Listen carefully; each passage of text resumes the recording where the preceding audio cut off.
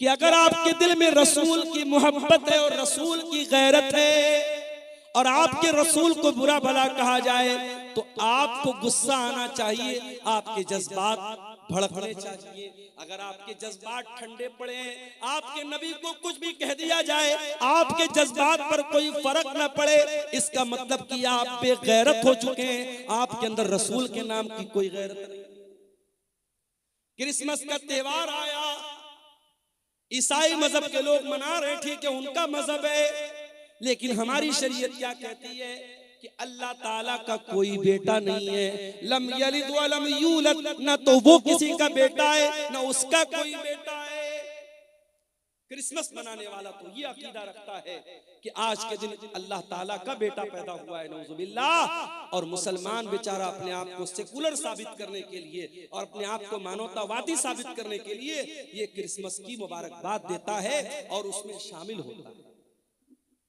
کتنے مسلمان بچے سانٹا کلاس بنتے ہیں اور ان کی نقاب پہنے ہوئی مسلمان ماں اپنے سانٹا کلاس بنے بچے کو اسکول میں چھوڑنے جاتی ہے۔ میرے پیارے بھائیوں، میری ماں اور بہنوں، ہونا تو یہ چاہیے تھا کہ ہم اس شرک سے اگر روکنے کی چھمتا رکھتے تو ہم روکنے کی کوشش کرتے، ہم روک نہیں سکتے تو کم سے کم برا سمجھتے، مگر ہم برا کہاں سمجھ رہے ہیں، ہم تو سپورٹ کر رہے ہیں، ہم تو ساتھ دے رہے ہیں۔ اس کا مطلب کہ توحید کی غیرت ہمارے اندر نہیں ہے، اللہ کی غیرت ہمارے اندر نہیں ہے، اللہ کو گالی دی جا رہی ہے، اللہ کو برا بھلا کہا جا رہا ہے، اللہ کا بیٹا بنایا جا رہا ہے، اور ہم مبارکباد دے رہے ہیں، ہم شبھ کامنائیں دے رہے ہیں، ہم ان کے ساتھ شامل ہو رہے ہیں۔ میرے پیارے ساتھیوں، حضرت عائشہ نے یہ سبق دیا ہے کہ مسلمان اگر ہو، اللہ سے محبت کرتے ہو، رسول سے محبت کرتے ہو، اللہ کو برا بھلا کہا جائے تو تمہارا خون کھول جانا چاہیے، رسول کو برا بھلا کہا جائے تو تمہارا خون کھول جانا چاہیے۔ حضرت عائشہ کہتی ہیں مجھ سے برداشت نہیں ہوا،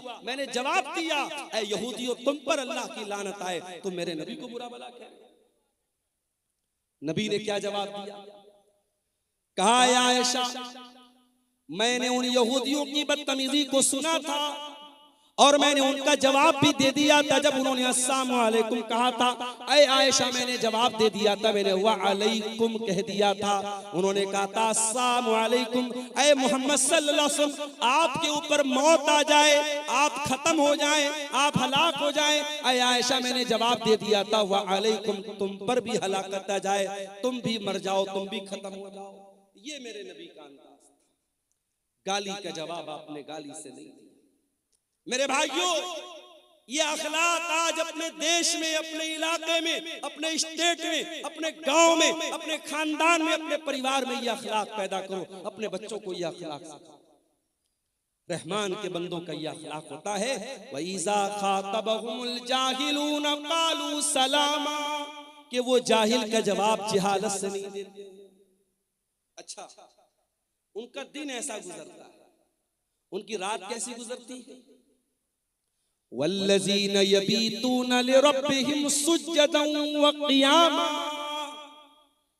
جب دنیا رات میں آرام کر رہی ہوتی ہے، گل چھرے اڑا رہی ہوتی ہے، عیاشی کر رہی ہوتی ہے، رحمان کے اسپیشل بندے رات کو تہجد پڑھتے ہیں، قیام اللیل کرتے ہیں، رات بھر سجدہ کرتے ہیں، رات بھر قیام کرتے ہیں، راتوں کو تہجد کی نماز پڑھتے ہیں۔ آج کتنے مسلمان ہیں جو تہجد کی نماز پڑھتے ہیں؟ ارے تہجد چھوڑ دو، سنبھل کی بات کرنے والے، بنارس کی بات کرنے والے اور ان مسجدوں کی بات کرنے والے جن مسجدوں پر دشمنوں کی نگاہیں ہیں، اپنے گاؤں کی مسجدوں کو پہلے آباد کرو۔ تمہارے گاؤں کی مسجد میں فجر کی نماز میں کتنے لوگ رہتے ہیں؟ مؤذن اذان کی آواز دے رہا ہے الصلاۃ خیر من النوم، نماز نیند سے بہتر ہے، اور محلے میں گاؤں میں سینکڑوں لوگ رہتے ہیں، دو چار بوڑھوں کے علاوہ، دو چار بزرگوں کے علاوہ جو ڈنڈا لے کے مسجد میں پہنچتے ہیں، کوئی فجر کی نماز میں آنے کو تیار نہیں ہے۔ گویا ہم یہ ثابت کر رہے ہیں کہ اے مؤذن تو کہتا ہے نماز نیند سے بہتر ہے، لیکن میرے نزدیک نیند بہتر ہے، میں نیند کو چھوڑ کر کے نماز پڑھنے کو تیار نہیں۔ آج کا مسلمان 5 ٹائم کی نماز پڑھنے کو تیار نہیں، اور وہ بیچارہ بیٹھ کر کے تبصرہ کر رہا ہے ہماری مسجدیں نشانے پر ہیں، ہماری مسجدوں پر دشمنوں کی غلط نظر ہے۔ ارے دشمن کی غلط نظر بعد میں ہے، پہلے تو نے اپنی مسجدوں کو ویران کیا۔